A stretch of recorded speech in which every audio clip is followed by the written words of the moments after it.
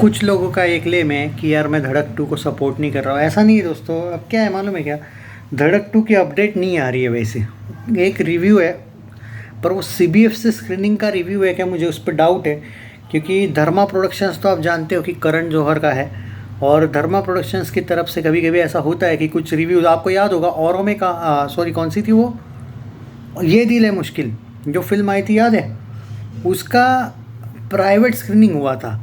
वैसा ही इन लोगों ने कुछ क्रिटिक्स और मीडिया को बुला के, जितना मैं देख पाया हूँ वो बोल रहा हूँ मैं, इन लोगों ने एक स्क्रीनिंग रखी थी धड़क 2 की। सीबीएफसी स्क्रीनिंग में नहीं था ये कुछ क्रिटिक्स को बुलाया जाता है। और भाई करण जौहर की हर एक क्रिटिक से अच्छी खासी दोस्ती, ये बताने की ज़रूरत नहीं है। तो वहाँ पे एक क्रिटिक ने दिया है ये रिव्यू। अब ये देखो भाई, आपको समोसा लगे या जो लगे, मुझे उससे कोई परवाह नहीं है उस चीज़ की। फैक्ट के साथ रहता हूँ मैं। अब रिव्यू आया है तो सोचा आपके साथ शेयर करूँ। हालांकि ये कल रात को मिला था मुझे, पर सोचा अभी टाइम है, और मैं एक्चुअली भूल गया था इस रिव्यू को लेके। लेकिन स्क्रॉल कर रहा था तो भाई अचानक वो मैसेज मुझे दिखा। रिव्यू ऐसा है दोस्तों धड़क 2 को लेके, कि जो लोग बोल रहे हैं कि भाई ये फ़िल्म कैसी है, 5 में से 4 रेटिंग उन्होंने दी है। उन्होंने कहा है an extraordinary love story, despite you can comment on that कि ये इंटरकास्ट लव स्टोरी है and there are many problems वगैरह। पर मतलब जिस तरीके से उनका रिव्यू, उनका ये कहना है कि बहुत सी चीज़ें इस फिल्म को लेके अफवाहें फैलाई गई थी शुरुआत में, कि ये फिल्म में बहुत ज़्यादा कंट्रोवर्सी हो सकती है, इसमें टारगेटिंग की गई है, ऐसा वैसा। फिल्म देखने के बाद आपको रियलाइज़ हो जाएगा कि ऐसा इस फिल्म में कुछ भी नहीं है। एक फ़िल्म नॉर्मल सी लव स्टोरी है। हाँ, इसमें फैमिली प्रॉब्लम्स वाला एंगल है, बट यूथ को ये फ़िल्म पसंद आएगी। और नॉट ओनली यूथ, ये फ़िल्म सारी जनरेशन्स को पसंद आ सकती है। बस इसमें इन लोगों ने एक चीज़ कही है कि इसका जो म्यूज़िक है वो धड़क 1 जैसा नहीं है। मतलब इसके जो सॉन्ग्स है और इस फिल्म में जो प्रेजेंटेशन है दोनों एक्टर एक्ट्रेस का, वो भले ही अच्छा हो, लेकिन हो सकता है कि कुछ जो हमारी जो जनरेशन है, यंग जनरेशन, उनको इस टाइप का जो कैमरा क्वालिटी बोलो या जो वातावरण दिखाया है, ऑब्वियसली सैयारा आपको समझ जाओ कि एक रीच फैमिली, एक रीच फिल्म लगती है। उसका कैमरा वर्क वो एकदम एट प्रेजेंट वाला एंगल लगता है। धड़क 2 भले ही इसी जनरेशन की है फिल्म, पर जिस तरीके से इस फिल्म का प्रेजेंटेशन है वो थोड़ा सा आपको ओल्ड फिल्मों जैसा लग सकता है, ऐसा उन्होंने कहा है। पर उन्होंने कहा है कि story and acting by both actor and actress, even इसमें जितने भी साइड कलाकार हैं उनका भी इस फिल्म में काफ़ी ज़बरदस्त तरीके से जोर है। बस इस फिल्म का जो सॉन्ग्स है वो सॉन्ग्स थोड़े बेटर हो सकते थे तो ज़्यादा मज़ा आता। पर दोस्तों, फिल्म का क्लाइमैक्स, फिल्म का प्लॉट, फिल्म का जो स्टोरी प्रेजेंटेशन है एंड कैरेक्टर डेवलपमेंट जो दिखाई है इस फिल्म की, वो डेफिनेटली अच्छी है, ऐसा उन्होंने कहा है। अब ये देखो भाई, ये सेंसर स्क्रीनिंग का रिव्यू नहीं है। सेंसर में अभी तक ये स्क्रीन हुई नहीं है। और स्पेशल रिव्यूज़ आजकल एक बॉलीवुड की भी खासियत हो चुकी है। बॉलीवुड की नहीं, खाली टॉलीवुड की भी एक तरीके से मैंने देखा, और कुछ और इवन सैंडलवुड का भी देखा है मैंने। होता है कि कुछ जगह पे ये लोग क्या करते हैं, स्पेशल प्राइवेट स्क्रीनिंग रखते हैं, और प्राइवेट स्क्रीनिंग में कुछ क्रिटिक्स को बुलाया जाता है। और मुझे लगता है धड़क 2 के स्क्रीनिंग में तरण आदर्श को भी शायद बुलाया गया था। स्पेशल स्क्रीनिंग की बात कर रहा हूँ मैं, प्राइवेट स्क्रीनिंग की।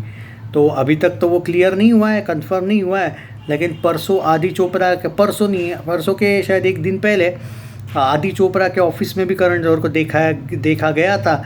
उसके दूसरे ही दिन शायद ये प्राइवेट स्क्रीनिंग रखी गई थी। अब इस प्राइवेट स्क्रीनिंग में कौन आया भाई, वो मैं नहीं बता सकता, और वो अलाउड भी नहीं होता है। और ये तो भाई चीज़ें बाहर नहीं आती है। पर इन्होंने जो रिव्यू दिया है वो अभी ट्विटर पे बहुत ज़्यादा ट्रेंडिंग कर रहा है, और ऑफिशियल रिव्यू है। तो अभी देखते हैं भाई कि, और जो लोग बोल रहे हैं कि भाई ये बायस्ड हो सकता है, भाई देखो होने को तो बायस्ड हो सकता है रिव्यू, मैं थोड़ी बोलूँगा कि नहीं है। अब आजकल होता ये है कि जब ये फिल्म रिलीज़ होने से पहले ही आपने देखा होगा ट्विटर पे, यूट्यूब पे रिव्यूज़ आ जाते हैं, तो भाई उसमें से कुछ रिव्यूज़ तो डेफिनेटली लगते ही बायस्ड है। तो अब हर एक पे हम नहीं कमेंट कर सकते ना कौन सा रियल है कौन सा नहीं। और ये धड़क 2 के साथ नहीं हुआ है, खाली सारी फिल्मों के साथ आप देखो, सारी फिल्मों के रिव्यूज़ पहले ही आ जाते हैं। और यही हुआ है कि सारी फिल्मों के रिव्यूज़ आजकल, इवन आप देखो कुछ जगह पे सन ऑफ सरदार 2 के भी रिव्यूज़ आए हैं।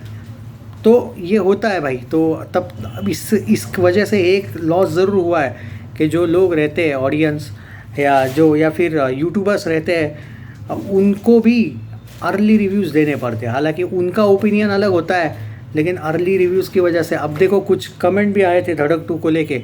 आज सुबह ही शायद 2-3 कमेंट आए थे कि इसका जो मूवी रिव्यू है वो आपने शेयर नहीं किया, क्योंकि भाई यूट्यूब से भी पहले ये जो अर्ली रिव्यूज़ होते हैं वो ट्विटर पे ट्रेंड हो जाते हैं। और मुझे लगा कि कुछ 2-3 लोग वो जो कमेंट आए थे वो मजाक चल रहा था, पर मजाक नहीं था भाई। मैंने देखा सच में ट्विटर पे इसके रिव्यूज़ देखने को मिले थे।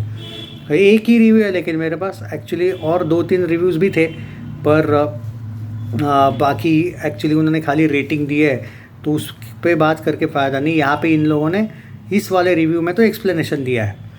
तो भाई प्रैक्टिकली बात करूँ तो धड़क 2 एक अच्छी फिल्म है और एक अच्छा इसमें इन्होंने कहा है कि थोड़ा बहुत एक्शन भी है, फाइटिंग वगैरह भी दिखाई है। और जो सिद्धांत चतुर्वेदी का कैरेक्टर है वो काफ़ी ज़बरदस्त तरीके से उसको एक तरीके से उसका ये बेस्ट परफॉर्मेंस है आज तक का, ऐसा उनका कहना है।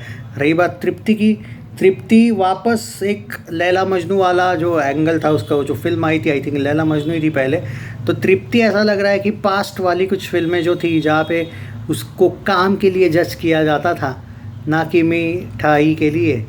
स्पेशली जो भी आपको मानना है वो मानो, जाने दो, चलो थोड़ा सा मैं मजाक बाजू में रखता हूँ।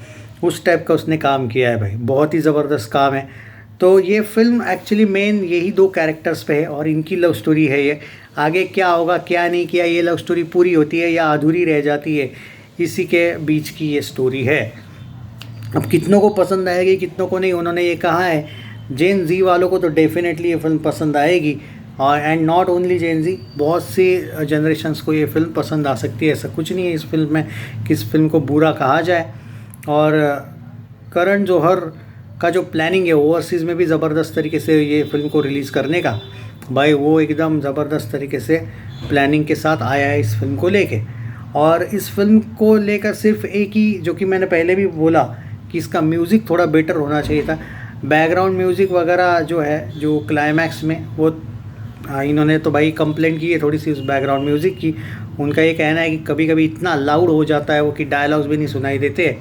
और सिद्धांत चतुर्वेदी के जो डायलॉग्स है वो थोड़े से कभी कभी मतलब जब वो चिल्लाना वगैरह टाइप का रहते हैं तो थोड़ा सा ऐसा लगता है कि, और मतलब शायद उसको चिल्लाना सूट नहीं करता है, मे बी ऐसा कुछ उनका कहना था। पर बाकी ओवरऑल देखा जाए तो ये रिव्यूज़ अच्छे हैं भाई। धड़क 2 के भी अर्ली रिव्यूज़ अच्छे आए हैं। बाकी मैं अपडेट्स देता रहूँगा, जब एडवांस बुकिंग ओपन होगी क्या होगी तो पूरा डिटेल लाएंगे। लेकिन ये रिव्यू आया था, सोचा आपके साथ शेयर करूँ। I am so sorry, I agree, ये 2 दिन पहले ट्रेंड हुआ था वीडियो ट्विटर पे इसका रिव्यू। तो अभी जितने भी अपडेट्स हैं मेरे पास मैं अपडेट देता रहूँगा। चैनल सब्सक्राइब नहीं किया है तो कर लीजिए। Share this video.